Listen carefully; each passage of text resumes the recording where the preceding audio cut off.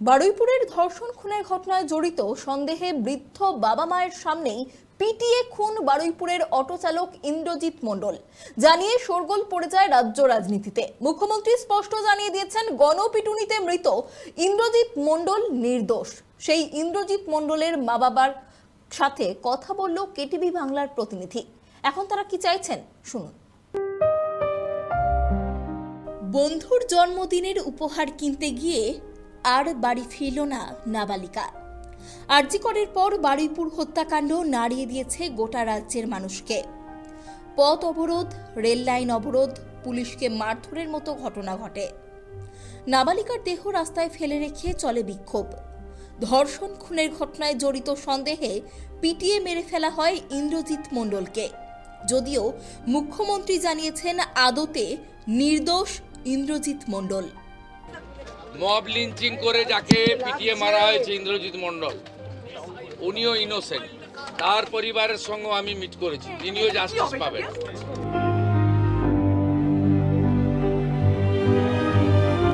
বারুইপুরে যে নৃশংস নাবালিকাকে হত্যাকাণ্ডের ঘটনা, তারপরে রীতিমতো গোটা বিষয়টা ধামাচাপা দেওয়ার জন্য গণপিটুনির শিকার হয়েছিল ইন্দ্রজিৎ মণ্ডল নামের এক যুবক। পেশায় সে ছিল টোটো চালক। তাকে ধর্ষক হিসাবে চিহ্নিত করে বেশ কিছুজন মানুষ তাকে গণপিটুনিতে মেরে ফেলেছিল। চোখের সামনে নিজের ছেলেকে মারতে দেখল। ছেলের সঙ্গে সঙ্গে যেখানে নিয়েছে আমি গেছি, আমার হাঁটবার ক্ষমতা নেই গেছি। যদি বলে করে ছেলের বাঁচানো যায়, কোনো কথাই শুনিনি। আর সবাই বলছে যে এরম ছেলে হয় না, খুব বোবা মত, মানে খুব বোকা ভীতু ছেলে। সবাই জানে, যে শুনছে এ কাজ ও জীবনে করতে পারে না। আনন্দ সর্দার এবং প্রভাস মণ্ডলের বাড়ি প্রায় একই জায়গায় ছিল। ওরা দুজন দুজনকে চিনত, এটা জানতো ইন্দ্রজিৎ মণ্ডল। তাই তাকে মেরে ফেলা হয়েছে, এমনটাই সূত্রের খবর। মঙ্গলবার বারুইপুর কাণ্ডে গণপিটুনিতে মৃত ইন্দ্রজিৎ মণ্ডলের পরিবারের সঙ্গে দেখা করেন মুখ্যমন্ত্রী শুভেন্দু অধিকারী। মণ্ডল, আমি এই মুহূর্তে পেয়ে গিয়েছি অজিত মণ্ডল, যিনি ইন্দ্রজিৎ মণ্ডলের বাবা। বলছি, মুখ্যমন্ত্রীর সঙ্গে আপনাদের কথাও হয়েছে, কি কথা হলো, কি বললেন মুখ্যমন্ত্রী?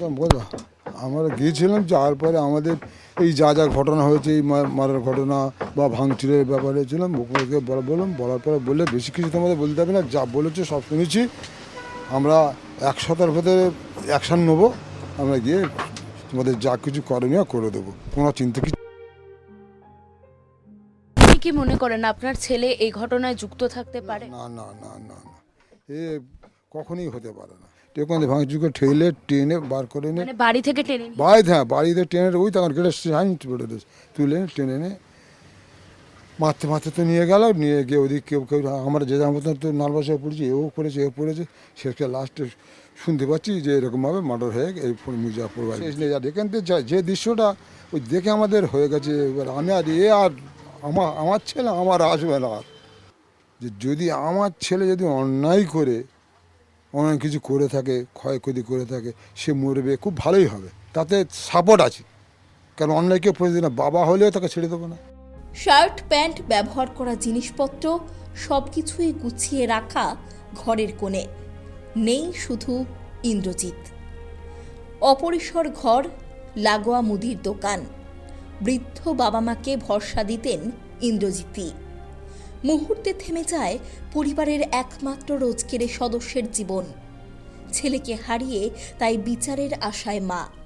যারা এই ঘটনার সাথে যুক্ত আছে তাদের কি শাস্তির দাবি জানাচ্ছে? আর জানি যে মা, তোমাদের যা হয় তাই করো, আমরা আর কি বলবো। চোখের সামনে ওইটা দৃশ্যটা, মারের দৃশ্য, আমার বাবার কত ব্যথা হয়েছে।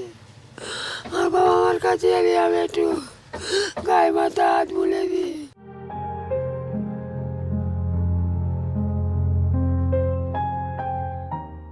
বারুইপুরের সূর্যপুর বাজারের এই ছোট্ট একটি ঘরে থাকেন ইন্দ্রজিৎ মণ্ডলের বৃদ্ধ বাবা মা। কিছু না করেও ছেলেটাকে আজকে গণপিটুনির শিকার হয়ে চলে যেতে হলো। চোখে জল ধরে রাখতে পারছেন না বৃদ্ধ বাবা মা। তাও তারা দাবি জানাচ্ছেন দোষীদের যাতে পর্যাপ্ত শাস্তি হয়। 30 জন কিংবা 32 জন নয়, এই ঘটনায় শয়ে শয়ে ব্যক্তি জড়িত রয়েছেন। যারা এই ধর্ষণের ঘটনা চাপা দেওয়ার চেষ্টা করেছিলেন তারাই এই ইন্দ্রজিৎ মণ্ডলকে গণপিটুনি দিয়েছিলেন। ক্যামেরায় স্বপন রায়ের সঙ্গে সুকৃতি ভট্টাচার্যের রিপোর্ট, কেটিভি বাংলা, বারুইপুর।